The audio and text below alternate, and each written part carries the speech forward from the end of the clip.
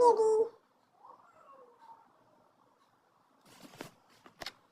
লা লা লা লা লা লা লা লা লা লা লা লা লা।